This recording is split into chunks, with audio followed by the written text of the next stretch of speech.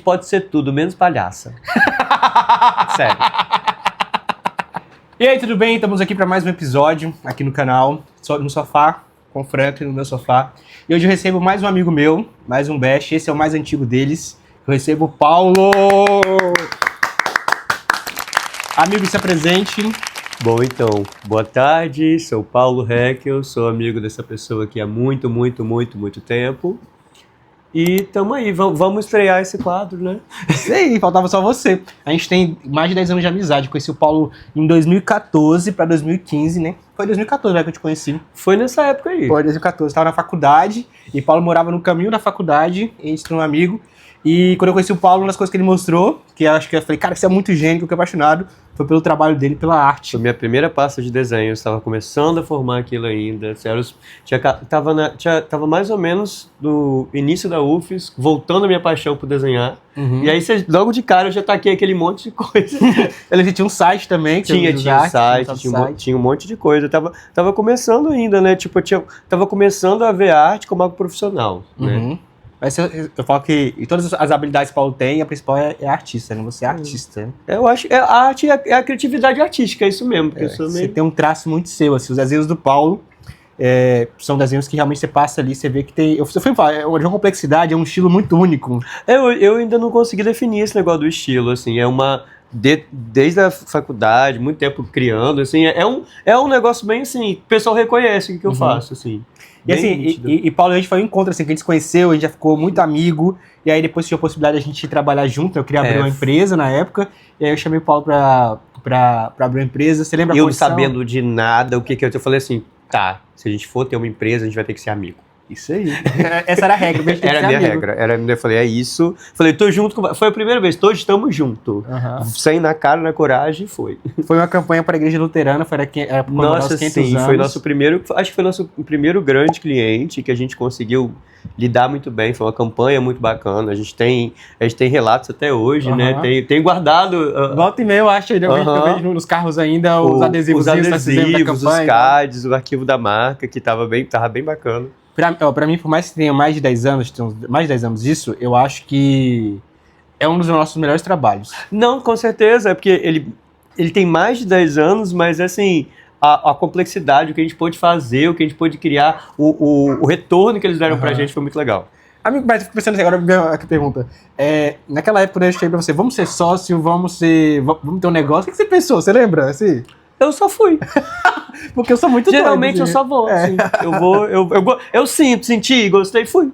E umas coisas que a gente sempre fala que primeiro vem nossa amizade, né? Primeiro somos nossa amizade, a gente depois vem o restante das coisas, mas o que a gente tem mais valioso é a nossa amizade. Assim. É o vínculo que a gente escolhe ter. E Paulo realmente é meu best. Paulo de todos é um dos meus amigos mais íntimos, ele é o mais antigo, é o que tem mais tempo de amizade. Passamos já o casamento de 7 anos, né? Que fala que 7 anos é o máximo, né? Você passou 7 anos pra vida toda, né? Já não tem mais isso, não. E é muito raro fazer amizade na vida adulta, assim. É muito raro. A gente faz amigos de infância, né? Que duram muito, né? Eu já acho que, assim, pra mim os meus amigos vieram na vida adulta. Entendi. Pra mim, na infância, você vislumbra o que é amizade. Porque você tá lá, você vai ser amigo porque você tá inserido. É alguém que vai pra escola com você, são seus primos. Agora, quando você vira adulto, você começa a se conhecer e você começa a conhecer quem você quer que seja seu amigo. Então, assim, meus amigos hoje que estão na minha vida são todos depois de adultos. Eu tenho alguns... Não, hoje presentes mais na minha vida, porque eu moro, eu sou da Bahia, moro aqui, Espírito Santo, então assim, meus amigos na minha fase adulta são os meus amigos de hoje, né? Mas ainda tenho amigos na fase de criança ainda, que a gente conversa, que a gente tem uma relação, claro, não é a mesma coisa porque a gente não convive, né? Mas aí eu acho que são aqueles amigos que a gente chama de amigo da gratidão, que fez parte da sua vida. É os amigos que eles fizeram parte da sua vida, mas se você for ver, você não aguenta muito uma hora com eles, assim. Esses eu acho que aguento. E o Paulo é muito inteligente, né? Paulo, vamos lá. Paulo tem habilidade de artística. Você é um ótimo design também, você é um consultor de marcas. Eu gosto bastante disso. Você gosta de astrologia, né? Eu gosto de tudo que tem a ver com... E religião, né? Você gosta de religião. Eu gosto de mitologia, história, religião, misticismo, ocultismo, tudo que precisar estudar muito. Paulo, essa questão de mergulhar, ele mergulha, ele estuda. Eu tenho um hiperfoco em história, principalmente nessa questão de mitologia e de ciências antigas, assim. Não, eu acho legal, porque a gente pode conversar por vários assuntos, né? A gente nunca falta E quando eu me assunto, empolgo, eu não paro de falar. né? Não, e ele estuda realmente, ele traz informação, as Eu percepções. fico muito empolgado. E do nada, no meio das, se você pegar uma conversa de WhatsApp, você fica louco, porque são vários assuntos que a gente vai conversando ao mesmo tempo, né? Um monte de gente aqui dentro, então a gente vai conversando. É difícil para alguma pessoa que não tá acostumada a falar comigo, a gente tá conversando e de repente eu saio de um assunto, entro em outro, depois resgato o assunto e vai, e é isso. Uma vez eu fui numa terapeuta que ela olhou pro meu pé, e aí ela começou a falar comigo várias coisas ao mesmo tempo, que ela falou, não, pelo seu pé eu sabia que você ia conseguir sair muito bem disso. Sério, fiquei muito impressionado. E você tá numa vibe muito terapia holística, né? Eu adoro, eu gosto bastante disso. Quando eu comecei, é porque você pode se permitir entrar no inconsciente, então eu que já gosto dessas coisas mais, de poder olhar e pensar melhor a realidade, quando eu entrei nesse negócio de terapia holística, de poder, através do que você aprende, conseguindo ajudar os outros, né? E aí sempre dá um caminho assim. Nós fizemos há um tempo atrás, nós fizemos uma formação em constelação sistêmica familiar. Isso, que foi muito bacana, foi um divisor de águas, foi um negócio, foi uma experiência muito legal de começar a trilhar os caminhos do inconsciente, da nossa criança, né, da nossa alma. E como você acha que a constelação, assim, te ajudou a ver suas questões, sua visão de mundo? Então, eu gosto, o que eu falo muito com minhas amigas terapeutas é assim que a constelação é um estilo de vida. Ela tem um conhecimento, tem essa questão de a gente se reconhecer dentro do nosso seio familiar, de a gente acertando as questões de pertencimento, entender a hierarquia de existem coisas que vão ser maiores que você e você não tem que tentar resolver, mas realmente, você tem que viver com a sistêmica, né? O que Bert prega quando ele foi estudar, quando ele foi lá, quando ele começa a estudar as tribos, o início o que ele constatou? Que ele viu como funcionava, como era a relação com a ancestralidade. Então, assim, eu falo que a constelação sistêmica, para mim, eu falo que é um estilo de vida. Porque você começa a ver a sistêmica agindo na vida, né? Acho que para mim, o mais difícil nessa parte de constelação e de estudar a mente, que é uma área que a gente gosta de estudar, né, de comportamento humano e essas coisas e tal, o que eu acho mais difícil é porque você acaba ficando meio que, você olha para as pessoas e automaticamente você faz uma análise. Mas isso acontece com qualquer coisa que você começar a estudar. Você vai fazer um estudo bíblico, você começa a ver tudo nas pessoas, qualquer coisa que tenha, que você consiga ter um mínimo de estudo, que tenha um mínimo de origem, você vai analisar. Então, assim, igual quando você começa a fazer psicologia, você sempre vai analisar todo mundo, mas é natural do ser humano querer analisar tudo. Então, assim, essa coisa da gente analisar a pessoa, analisar o contexto, faz parte do nosso comportamento humano. Foi isso que fez a gente não ser extinto. Uma das coisas que eu aprendi na constelação, amigo, que eu acho que acho que uma das maiores lições que eu aprendi foi você só pode ajudar quem quer ser ajudado e quem pede sua ajuda, né? Porque eu tinha aquela síndrome de super-herói, de querer salvar as pessoas, ajudar as pessoas, só que na verdade a pessoa nem pediu minha ajuda, E às vezes nem é sua isso, né? O que a gente aprende muito com esses conhecimentos é que a gente, todo o nosso corpo tem memória, cada célula nossa tem memória, e às vezes a memória não é sua, essa vontade de salvar o mundo não é sua, às vezes a pessoa não quer ser salva. Então, assim, é aquela coisa, essa questão de salvar o mundo e o dar e receber. Quando você consegue equilibrar o dar e o receber, eu acho que tudo flui melhor. Que acho que é o mais difícil, né? Sim. Explica pra gente, por favor, o que é esse dar e receber, que é uma das leis da constelação. Então, o dar e receber é quando você realmente, por exemplo, eu tinha a ideia de que justiça é ser bom. Não, justiça é você dar o que você recebe, é você ser justo, né? Então, dar e receber é você não dar nada além e nem aquém do que você precisa, sabe? Eu acho que o que eu vejo nesse conceito que eu levo assim pra mim, qualquer relação minha, tá medindo, a questão, eu estou me doando demais nessa relação, se eu estou me doando demais e não estou recebendo, vai entrar em desequilíbrio, né? Sim, porque você deixa a pessoa em dívida, né? Porque assim... é inconsciente para dar dívida, né? É inconsciente, eu já fiz muito isso. Eu acho que muita gente já fez, porque quando você ama muito alguém, você quer fazer tudo pela pessoa, e aí outra pessoa ela até te ama, só que ela te ama, mas ela não tem como te retribuir daquela forma. E você cada vez mais amando, até que a pessoa está em dívida com você. O que acontece? Ela fica e ninguém quer ficar em débito. Então ela acaba se afastando de você, acaba acontecendo uma sequência de situações que você acaba afastando alguém que você gosta, porque você a endividou. E essa questão da dívida, pessoal, é inconsciente isso, porque realmente, quando você... seu subconsciente, seu sistema, né, ele tá em dívida com o sistema de uma outra pessoa, né, quando eles entram em quando eles entram em contato, automaticamente, se você não consegue equilibrar novamente o sistema, você vai se afastar. Nitidamente, natural ninguém isso. quer ficar endividado, ninguém quer dever ninguém. Então, assim, acontece vários desdobramentos, vários problemas podem acontecer mesmo quando você está endividado. E assim, é engraçado esse curso que a gente fez, né? O Paulo tem um perfil que ele estudou constelação sistêmica familiar, né, nesse processo, e ele criou o próprio método dele de como organizar, como usar a sistêmica em uma ferramenta, né? Que são as obras sistêmicas, né? É uma forma de constelar, de alinhar o perfil sistêmico com que eu sempre tive uma visão sistêmica sem saber. E aí, durante o curso, nossas aulas maravilhosas, nossas experiências, eu comecei a ver, cara, e se eu fizer? A gente foi testando várias coisas, na verdade. Eu fiz um monte de coisa até criar o método, até conseguir encaixar. Eu queria ter uma imagem de cura, uma visão legal, sabe? Algo que mostrasse assim, isso aqui tá aqui. E foi bacana, os experimentos depois, eu levei para uma feira holística, a gente testou, foi muito massa. E assim, eu vejo a sistêmica hoje no trabalho mesmo, quando a gente entra numa empresa, a gente é sócio, né? Há mais de 10 anos. Então, quando a gente vai lidar com o cliente, a gente já percebe onde estão os problemas da empresa. A gente ficou amigo e ficou sócio ao mesmo tempo. Isso, chega. Processo.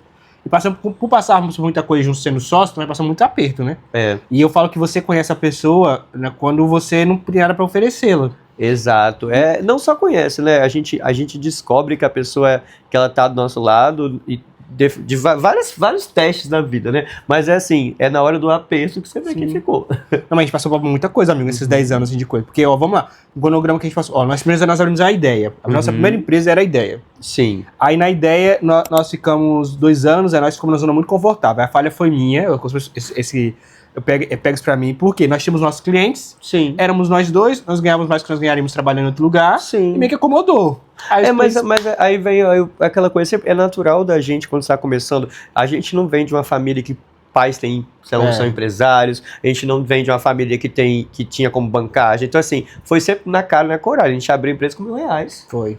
Então assim, não tem aquela coisa, foi tentativa e erro, e foi isso até construir o império que a gente quer, foi muita coisa, né? Foi muito louco, porque eu tava refletindo sobre isso, né, que eu escrevi minha newsletter, e aliás, minha newsletter tá aqui na descrição, se você quiser assinar também, pode assinar, pra você receber meus textos uma vez por mês, uma vez por semana, e eu escrevi sobre esse momento, né, que a gente quebrou, aí nós fomos procurar um trabalho na época, nós ficamos 3 meses só longe também. Aí nós vimos que não era o que a gente queria. E na real, não é nem que a gente quebrou, a gente viu que aquele nome não, a gente não podia, aquele nome tava pegando mal pra gente também. Tinha problema, porque tinha outra empresa com esse nome que tava dando calote. Exato. Aí a gente viu a necessidade de ter que mudar, a gente viu que o mercado não tava bom, e a gente tentou fazer umas experiências, assim, pra alguma coisa, mas assim, eu falei, não é isso que eu quero. Foi. Eu não quero, não é pra isso que eu nasci, você é a mesma coisa. Mas foi nesse momento, amigo, eu tive a certeza que eu fui trabalhar fora, CLT e tal, que eu fui ver, cara, eu não quero trabalhar pros outros. Eu tive uma experiência muito ruim, eu falei, não quero mais, deixa eu voltar. E nós voltamos, aí você teve a visão, a epifania. Eu chamo de um momento de ascendência, gente. Vem um negócio em mim, eu só sei. E aí ele veio, trouxe, aí reformulou a identidade visual, a gente veio com o nome novo em paz, a gente recomeçou o negócio. Viemos com outro discurso, eu acho que assim, um tom de voz diferente também, o tipo de cliente que a gente queria era diferente, o que a gente queria trazer pro nosso mundo e pro mundo do nosso cliente era diferente, né? É que a gente deixou de ser uma ideia e virar o concreto. Mas eu lembro que dessa fase que a gente teve, a nosso primeiro cliente pagava a gente R$500 por mês só. Não, mas isso daí, eu acho que isso aí foi demanda. não, mas assim, eu entendo que isso aí volta naquela sua fala do acomodar. A gente tava tão deturpada, trabalho, que assim, a gente não precisava estar só com ela. Mas foi o que recomeçou, porque eu lembro assim, vamos começar pra de novo. Nós começamos a novamente, aí veio o primeiro cliente que nos pagava R$500 por mês. Só isso. Só. Aí veio os outros clientes, foi levando e passou a gente tempo. Porque assim, às vezes a gente precisa de uma coisa só pra acender a vela, sabe? Só um pouquinho de foguinho. E ela cumpriu o papel. Acho que as pessoas, citando um amigo meu, as pessoas têm validade. Digo você. Ela tem assim, elas vêm, elas servem. Às vezes a gente olha pra pessoa e fala assim, cara, ela não presta. Não, ela prestou. Por um período. Até determinado período. Depois a validade dela acabou, não cabe mais na sua vida. Mas eu acho que o nosso erro é porque a gente fica tão acomodado. Acomodado, acho que sim, fica tão apegado. A palavra é apegado. Eu acho que é porque a gente queria repetir. Às vezes, vai dar certo. Mas não vai. Às vezes passou. Mas muitas vezes, amigo, nos meus casos, nas minhas relações que eu vi que tive esse problema, seja afetivo, seja amizade, é que eu fiquei muito apegado àquela que você. Já não tá dando mais certo, já deu a validade, como eu tava muito apegado. Uma coisa que eu aprendi com você sempre me tranquilizou, amigo.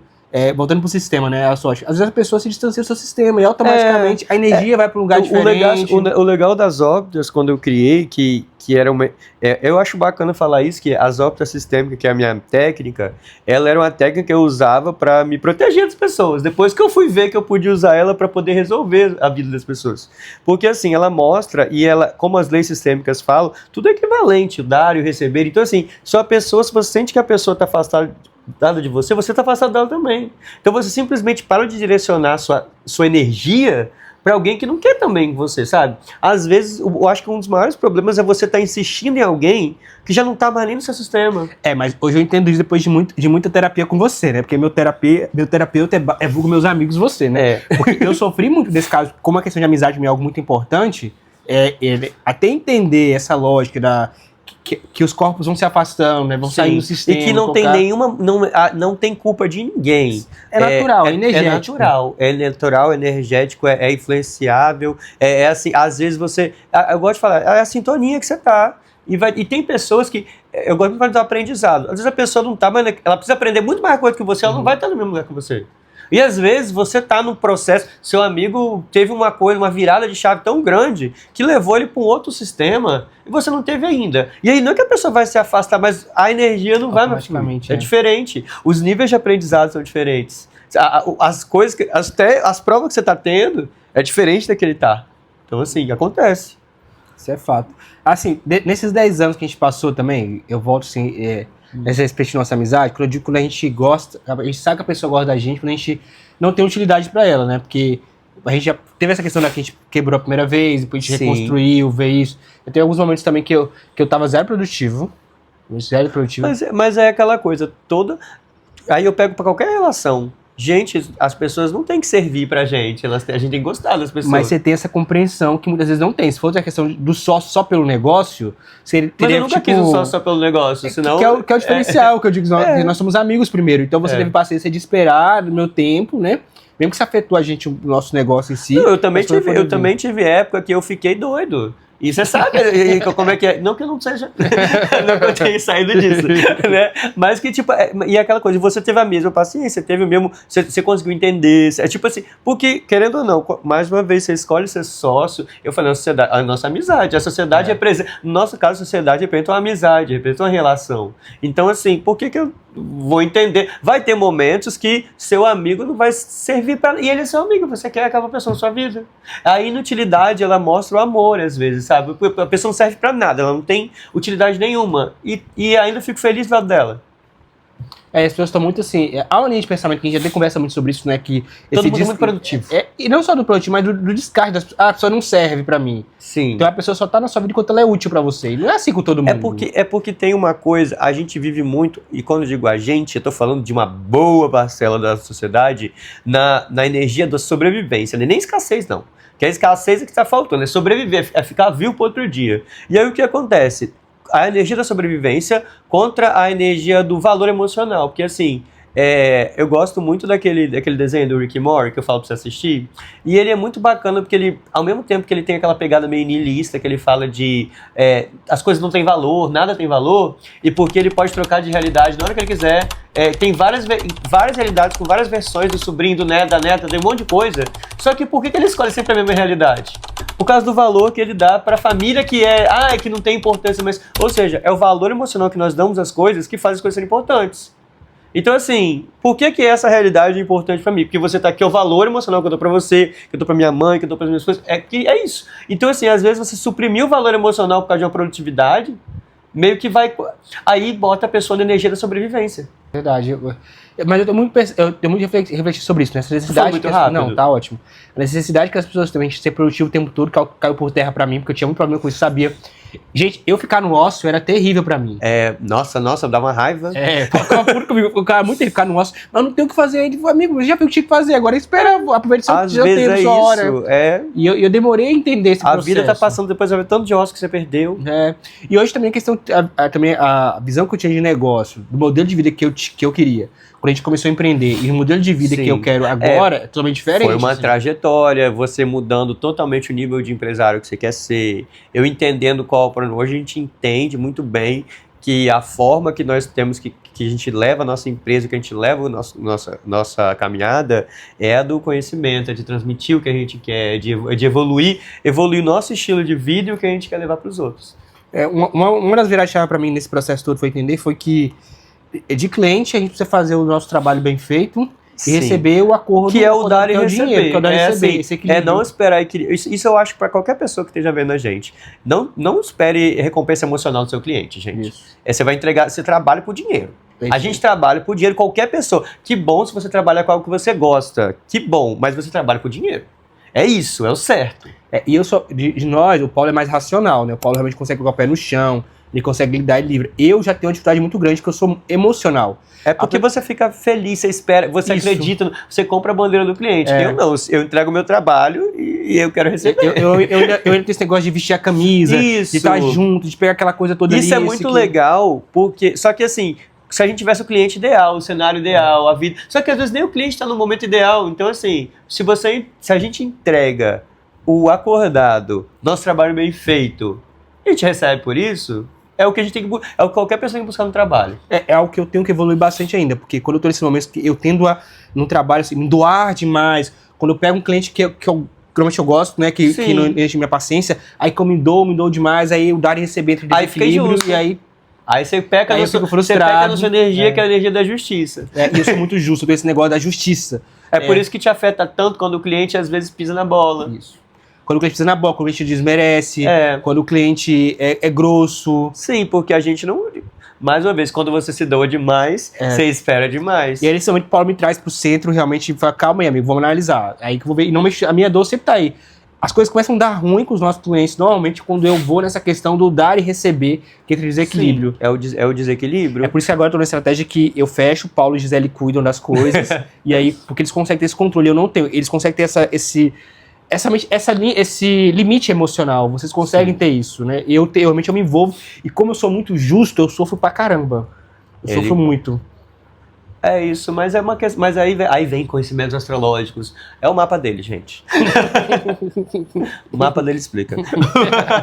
Eu sou assim, é difícil, eu tento ser menos assim. Acho que deixar de ser assim, eu acho que eu não vou conseguir. Não vai deixar, mas eu tenho que tentar ser um pouco mais esperto, me frustrar menos. Realmente eu sempre me frustro. Sim. Eu sempre tomo naquele lugar bonito com essas questões. Sim. Mas a frustração. Aí tem uma coisa legal que eu acho que assim, nós temos algumas chaves, algumas mecânicas. Por exemplo, você trabalha com a energia da satisfação. Tudo que você faz você tem que se sentir satisfeito. Então, quando alguém não é justo com você, quando alguém não entrega o que prometeu, se você não está satisfeito com o que você está fazendo, não flui bem. Então, assim, a questão é sempre você buscar satisfação em todas as relações e todos os acordos, né? Tá satisfeito assim? Porque às vezes se você tá com a energia do, beleza, eu entreguei isso aqui, eu sei que o cliente não tá fluindo aqui, mas ele tá me entregando o que eu quero. Então eu tô satisfeito. Então assim, que é muito bacana quando você entende qual a energia, qual é o seu combustível. Eu preciso de paz. Eu aguento quando você estiver em paz. Agora, se me desequilibrar, eu vou destruir o mundo inteiro. Mas eu tô aprendendo, tô evoluindo. Eu tô evoluindo. Amigo, como você hoje enxerga as relações de amizade, as relações afetivas? Qual é a sua visão com base no conhecimento que você tem hoje? Como você vê isso? Assim, como você olha para a sociedade, vamos dizer, você vai ter um momento de se distanciar. Sim. Aí você olha para o mundo, olha para as pessoas. Sim. Como você vê essas relações?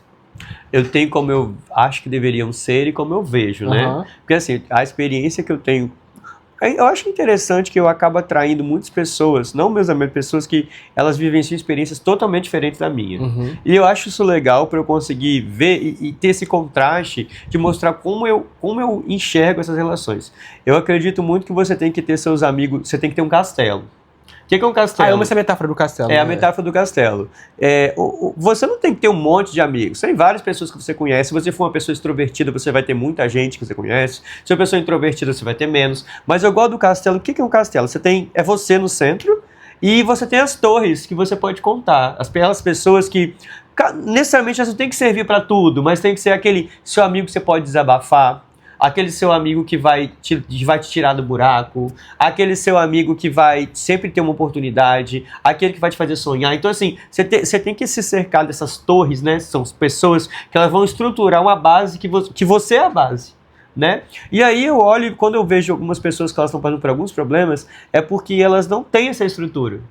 Elas não acreditam nisso, elas se decepcionaram demais, elas acreditaram em pessoas que realmente não eram amigas, ou elas buscaram amizade onde não tinha, né? Elas tentaram conseguir conseguir um status que nunca valeu. Mas assim, eu acho que a relação de amizade, a relação de comprometimento que a gente tem que ter é entender quem nós somos e que tipo de pessoa cabe na nossa vida.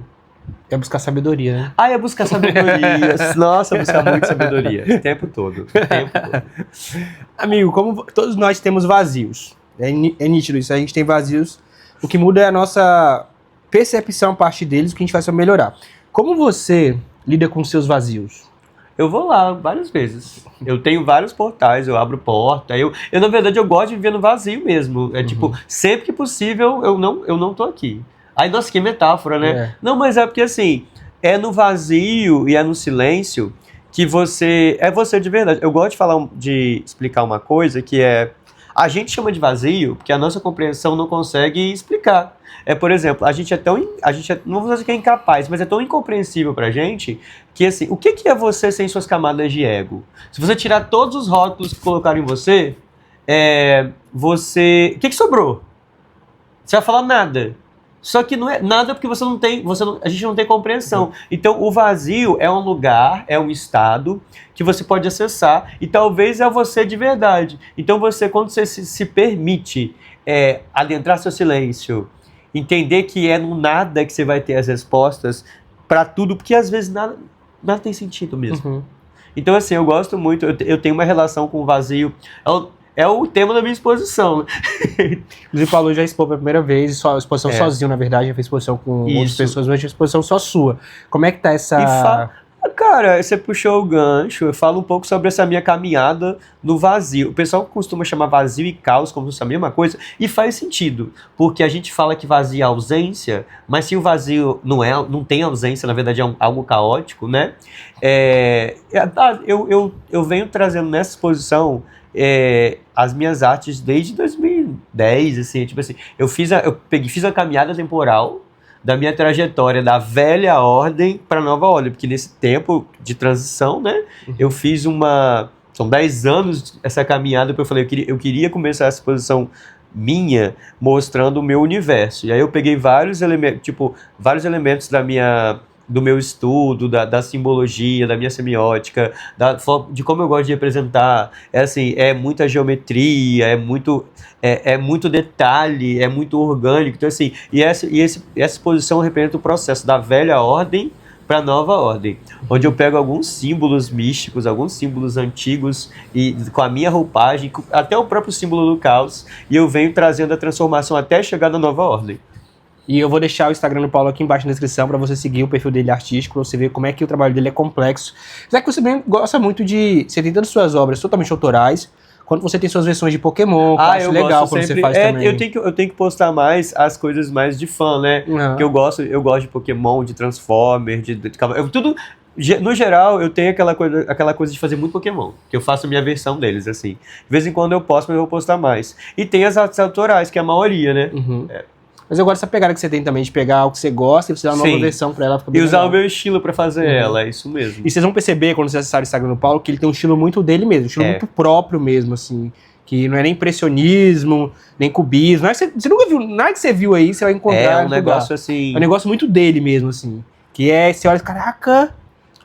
Uma vez eu vi um artista... Meu tio me mostrou uma revista lá da França, que tinha um cara que desenhava parecido comigo. Sim, só que era uma revista meio pornô, assim, mas assim, era muito, muito, muito detalhe, assim, muito detalhe. É muito parecido, lógico, só que o meu, ele vai pra uma... Eu acho que eu transito muito, porque eu uso muita técnica, eu uso muita coisa diferente no... Eu acho massa, Paulo tem um desenho que são os mundos. Aliás, aqui em casa tem uma parede, que é um desenho que eu falo que, quando a gente se conheceu, eu vi esse desenho. Aí é ele desenhou pensando que era ele a cabeça dele é dele. ele, gente. Mas quando eu olhei, eu falei, amigo, isso sou eu todinho. Aí, como eu não tenho muito ego, eu falei, pode ficar. E aí, quando eu tiver minha casa, eu quero colocar esse desenho lá em casa. E aí a gente colocou aqui na parede de casa a arte do Paulo. E ficou. Todo mundo que vem elogia, acho incrível assim, essa arte. Graças a Deus. Apesar que tem um desenho na exposição dele que é meu, uma obra que ele falou que não, amigo, isso aqui eu fiz na época que a gente começou a Exatamente, toda quando a gente se conheceu, eu tava começando, foi quando você perguntou, você quer fazer essa empresa comigo? Eu falei, quero. Aí veio a inspiração daquele desenho. Mas é nosso, né? Eu deixo ficar com você. Mano, eu quero como é que é colocar a moldura nele, já que caso lugar legal. É que ele não sabia, você tinha falou ontem pra mim. A moldura, né? Nossa, vai ficar o tempo sem moldura. Nossa, e a exposição era pra ser toda na moldura. Não, mas você imagina a moldura tem como? Falta patrocínio. Falta, mas a gente vai chegar lá, você nova fase de artista agora. Então você assumiu esse papel. Achei engraçado que eu perguntei pra ele assim, amigo, como é que tá? Você tá ansioso pra exposição? Você falou algo que eu achei bem legal. Não, amigo, tô no meu lugar de fala, eu já fiz meu trabalho e vou é meu momento, assim. E achei muito maduro essa parte. Depois de tanta coisa que a gente rompeu em festa, assim, nessa vida, tudo não tem. Eu fico ansioso, só quem quiser me matar, gente. 2 caras numa moto, aí eu ansioso. Mas você é menos ansioso, eu sou mais ansioso, você é menos ansioso.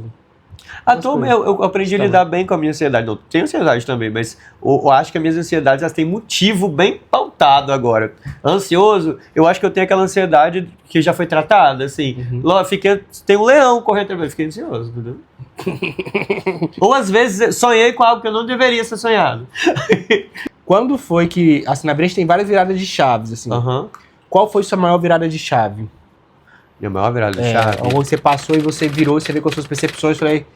Nossa, a maior? A maior. Que foi tantas. Não, eu quero uma só. Pega uma só. A mais importante, você acha que é? Eu acho que foi quando eu aprendi a falar não.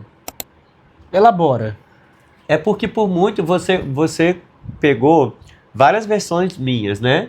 Mas quando eu aprendi a não estar onde eu não queria, a não fazer o que eu não queria, isso foi uma mudança que, tipo assim, tudo que veio depois, tem várias mudanças de chave, mas o não é muito libertador. Eu acho que essa questão de você não se colocar em um lugar desconfortável... Não querer agradar os outros. Não se importar. E não é só uma pessoa ruim. É tipo, olha, porque quando você fala sim, querendo falar não, você tá se desagradando. Aí você fica desconfortável pra deixar o outro confortável. Eu não vejo nenhum nisso. Você tá num lugar que você não quer. Igual uma coisa que eu posso falar pra todo mundo, que todos os meus amigos próximos, eu só tenho amigo próximo também, tem aquele negócio. Todos os meus amigos que eu posso falar não pergunta se eu quero estar no seu vinho, porque eu queria estar aqui. Eu chego até a ser um pouco meio grosso, né? Mas eu falo, gente, eu vim. Eu saí, eu peguei o Uber, eu saí de casa. Então, assim... Você gerou o esforço pra estar ali. Eu já gerei o esforço. Se eu falei que eu vou, vou. Eu não vou dizer que a gente faz coisas, que tudo que a gente faz é o que a gente quer, mas a gente evita fazer aquilo que a gente não quer. Não, quando a gente pode... assim, vai ter momentos que você vai fazer algo que você não quer tanto assim, mas se é por causa de um motivo, e você quis, no final você quis. Você escolheu ir, mesmo você não querendo, você escolheu ir estar Porque se não quisesse ir mesmo, você dava um jeito de não ir. Amigo, de todos os conhecimentos que você tem uma Vars Paulo é uma biblioteca ambulante, que você conhece de tudo. Tudo que você estuda, qual é a área que você gosta mais de estudar, assim? A área que eu gosto mais de estudar? Sei que você gosta muito de história, astrologia, a mente humana, comportamento humano, mas tem uma coisa que você, quando você vê alguma coisa, você estava usando muito a Kabbalah esses tempos atrás, você estudou muito a Kabbalah. Então... O ocultismo, no geral, tem muita coisa. Mas eu acho que, assim, eu acho que o meu maior hiperfoco quando eu começo a estudar ainda é que está muito envolvido, né? Essa parte mitológica, essa parte histórica, a mente humana, com certeza. Tudo que envolve as metáforas do inconsciente, né? Como a gente se comunica. E, atualmente meu hiperfoco tá em povos originários, tá em tudo que aconteceu, tá em entender um legado que foi tirado da gente de uma forma absurda, de que a gente aprende que os povos indígenas não tinham, falam que não tinham uma filosofia, e sendo que a gente está na terra de 1000 povos, sabe? Assim, é uma cultura muito vasta e assim, tô com hiperfoco nisso, que é a história. É muito louco isso, né? Porque as pessoas valorizam muito a cultura alemã, a cultura italiana que tá no Brasil e tal, sei que é onde a gente mora, mas esquece que a cultura que existia aqui era a cultura dos originários. E que existia cultura, essa questão, que eles têm uma cultura que é a nossa cultura, que é a raiz desse lugar. Então, assim, é o que eu tô estudando, que eu tô me dedicando a estudar agora. Entendi. Você estudou o tempo a Kabbalah? Estudei bastante. Tanto que faz parte.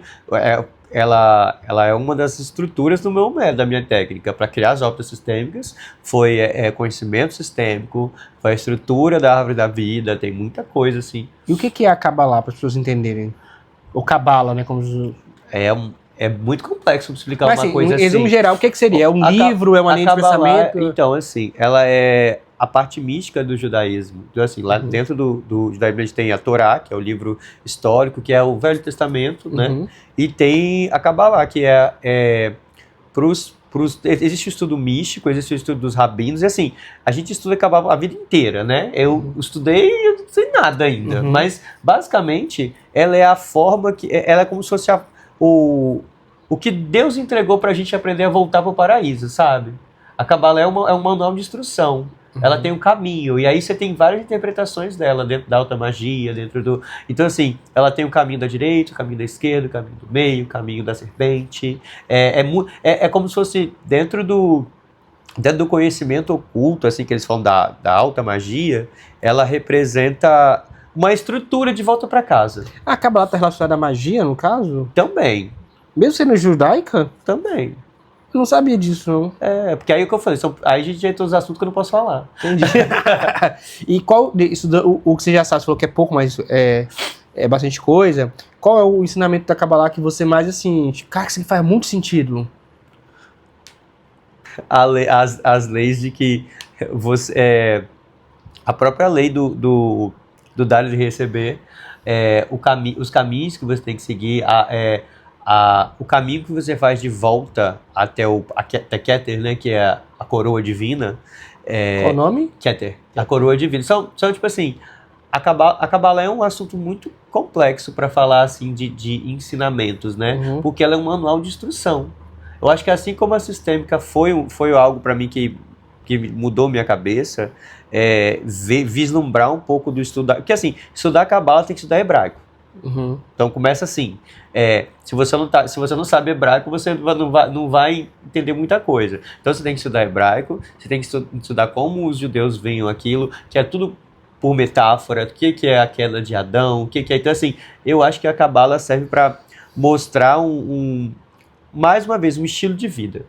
E o hebraico é um idioma muito diferente do nosso, né? Sim. É outra forma. É igual quando você se propõe a estudar Deus. O tetragrama, o nome, o que significa aquelas letras, qual é a interpretação, o que são o culto aos anjos, é muito complexo. Entendi. A gente tem uma época que a gente fez consulta no sistema familiar, tem uma coisa que a gente fez que, tipo, aí, né, eu acho que também você quer fazer o curso, mas eu tenho curiosidade de fazer o curso para entender melhor, que foi o tal do alinhamento, né, alinhamento energético. Nossa, foi muito bacana, é uma terapia, e se eu não me engano, é uma terapia brasileira mesmo, né? Que é o alinhamento energético. Parece muito com registros acásticos, porque você meio que...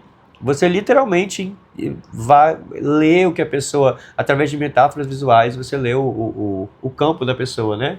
E cria uma situação, e depois você consegue fazer como é que é?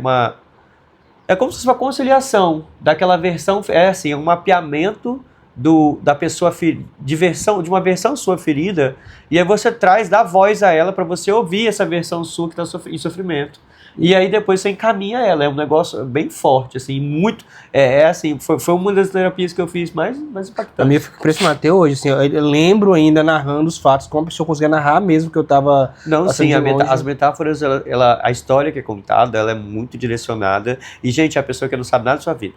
Isso aí, é muito louco. É um negócio muito... E assim, tem vários, igual quando já fiz apometria também, fiz várias...